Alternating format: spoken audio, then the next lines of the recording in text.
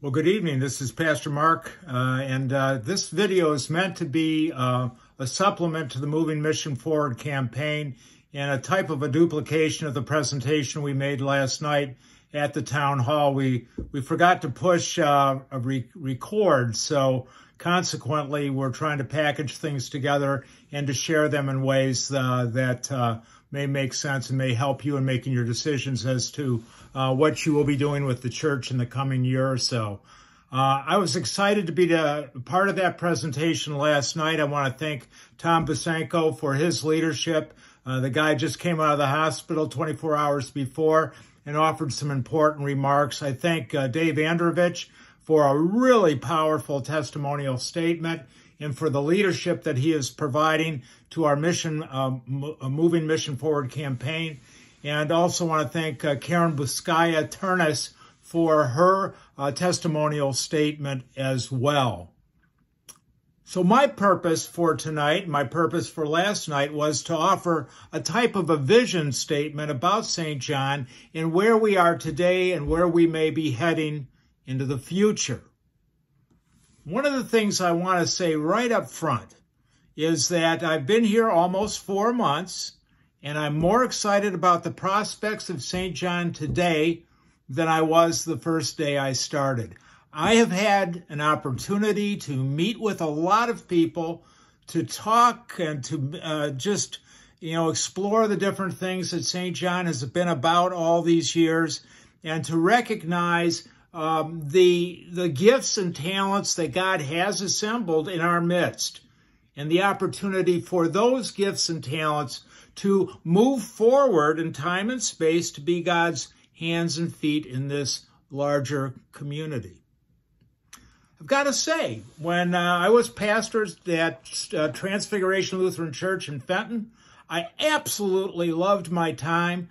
There was a big part of my purpose and my being was being met there, and I really thought I probably would never leave except for the possibility if St. John opened, I would have some interest in it. You see, I've lived no more than 9 miles from St. John Lutheran Church for my whole life except for 1 year. I know this community. I know the potential and the opportunities, the challenges that exist within this community. I am very familiar with all the other churches, but for some reason, it was St. John that spoke to me. There's something in our DNA. There's some sort of a vibe about us that I think is the basis for doing some remarkable things moving into the future. So in the midst of the challenges that we face, I want to say that God has put within our domain, within our footprint, the potential to move forward and to be a presence for that great shalom throughout this region. I see that in us, and I see that possibility right within our midst, and that makes me pretty excited.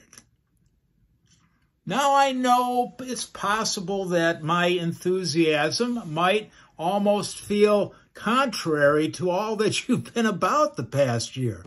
It's been a tough year for St. John and for the world. Clearly, you were in the midst of a transition over the last few years, and transitions are not easy in and of themselves. They create certain types of stressors that only transitions can create. And then you start a call process, which is filled with excitement, but a little bit of stress as well. And then you layer onto that COVID-19, social unrest, political unrest, and the world around you and within you can start to feel a little bit rocky. Not an unreasonable place to be.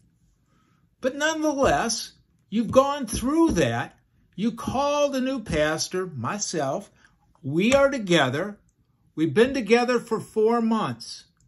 And what I can see is there is a reason why we are together. We have a chance to really make a mark on this community. And I think that's pretty exciting. So moving forward and really focusing more on the next year, because again, we are in transition. We have this COVID thing we have to negotiate. We have to think about our ministry in a couple different perspectives. One, how do we do ministry today to fill the needs of our congregation and to set the stage for growth in the future? And two, how do we ultimately transition that which we do today into a future that is beyond the bounds of COVID-19? So all of this is up for grabs, and all of this is being sorted out, and all of this is anticipated in the Moving Mission Forward campaign.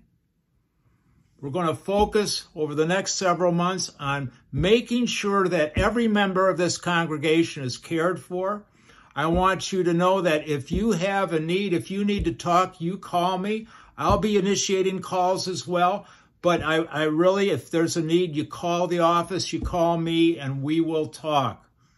We will have a lot of other visitation opportunities that will hopefully improve our ability to serve you in the coming months ahead.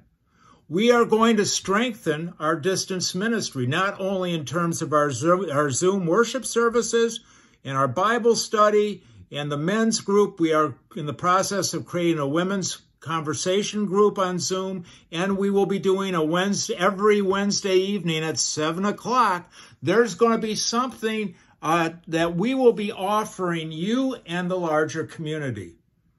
And so as we do these Zoom experiences and we have these types of offerings, we are looking at not only serving your needs, but also making sure that the larger community is able to chime in as well, is able to watch what we are doing.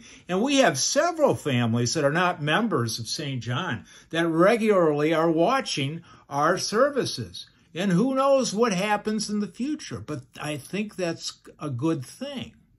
So beyond doing what we need to do with our Zoom services, we are going to be strengthening our website.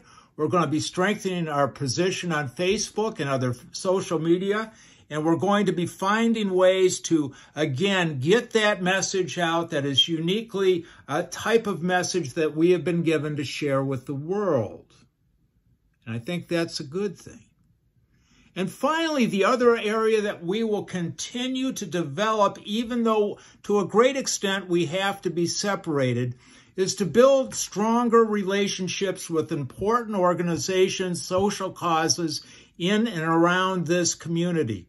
And that's something we'll be doing as well. We have identified a variety of important charitable causes. There's a lot of other things we need to do. And all of that will continue to be developing as we move forward, so that when we're finally able to be physically engaged with the world in a more powerful way, we'll have those relationships in place.